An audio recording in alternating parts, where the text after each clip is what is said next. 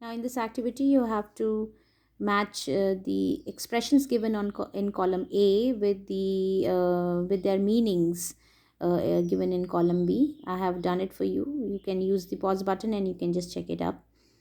And these phrases have been used here and there in this chapter, so don't worry. I'll explain as and when it comes.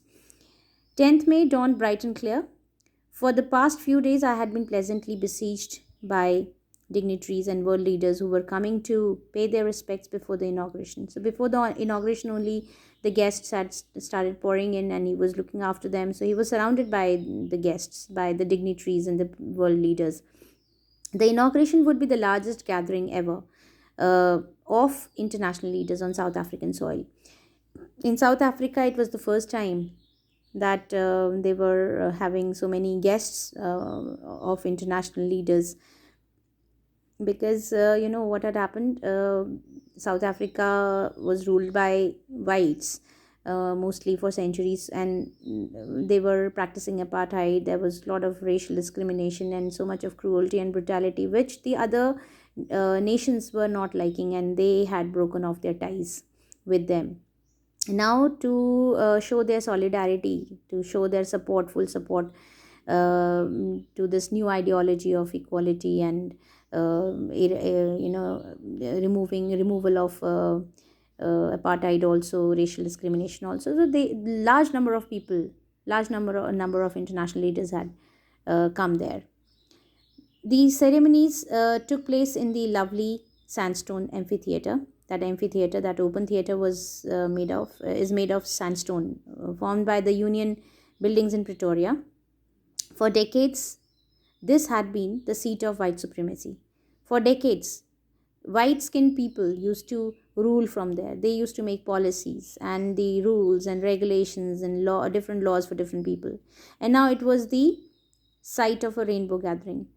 It was it was a beautiful coming together of various peoples, like the colors in a rainbow. It was a beautiful sight to see, of people of different color, ethnicity, and all, for the installation of South Africa's first democratic non-racial government. They had come there to witness, to see, to attend, to show their support uh, for the installation of South Africa's first democratic non-racial government.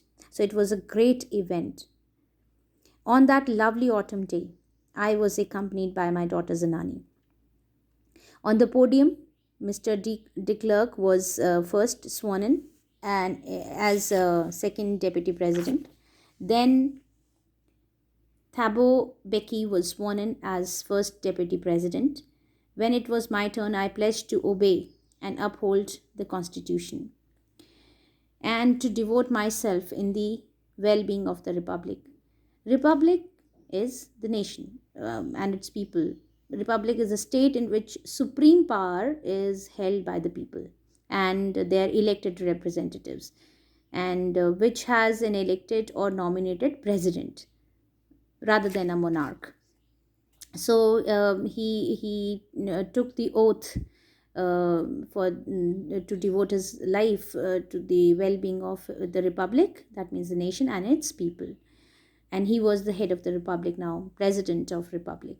To the assembled guests and the watching world, the whole world was watching him, and he gave his speech. He addressed the people, his assembled guests and the whole world. He started like this: today all of us do, by our presence here, confer glory and hope to newborn liberty. This newborn liberty, this has brought a hope, and we are glorifying it with our presence. He's addressing to all the international leaders sitting there, and he was saying that you have come here, and your presence shows your solidarity to this newborn liberty. Liberty is the freedom, newborn freedom from the struggle of uh, racism, out of the experience of an extraordinary human disaster. What was extraordinary human disaster? Apartheid, racial discrimination. That has lasted too long. For centuries, it was like the cruelty and brutality had been uh, done against the blacks by the whites. It was a terrible state of black in their own country. Lasted too long must be born a society of which all humanity will be proud. Now this society, new society, would be based on humanity, on equality, and the whole mankind would be proud of it.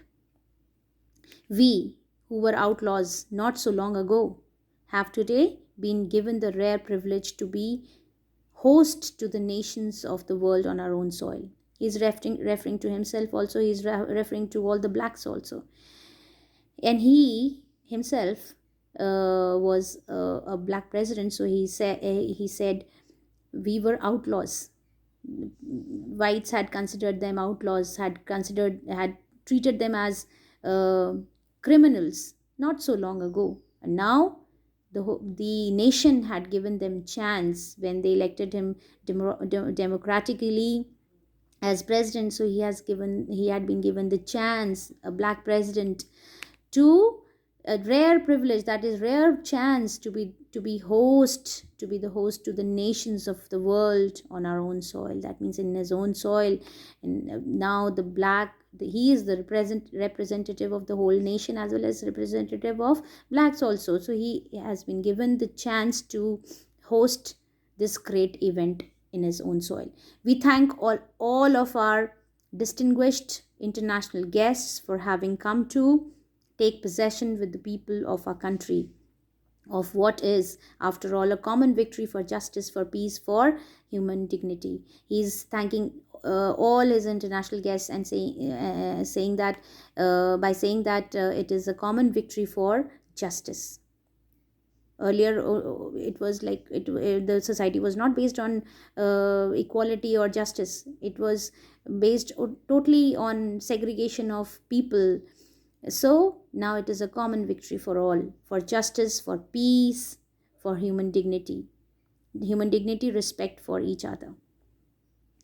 We have at last achieved our political emancipation. Now, what do you mean by freedom from restriction? They had got so many restrictions.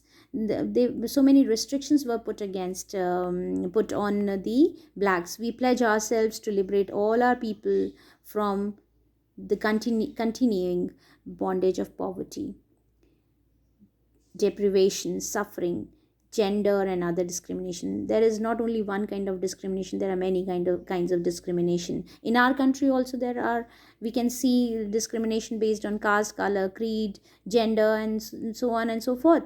So in the same manner, in their country also, he says that today we pledge ourselves, we take the oath to liberate all our people from the bondage which was continuing since ages, bondage of poverty, deprivation. People were deprived of their rights, deprived of many things, like basic amenities, and the laws were different for different people. So they had suffered a lot because of this, and gender and other discrimination. So he says that now the newborn society would be based on equality.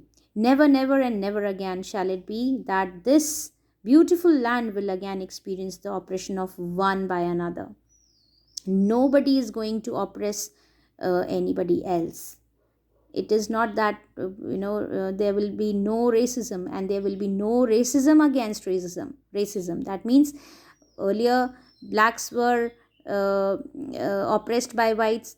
Now the black president has come, has taken over the country. That doesn't mean that now blacks will create the same ruckus and oppress the whites. No, not at all. They will put the past behind, and the new society will be based on equality and equal opportunities for everyone. The sun shall never set on so glorious a human achievement.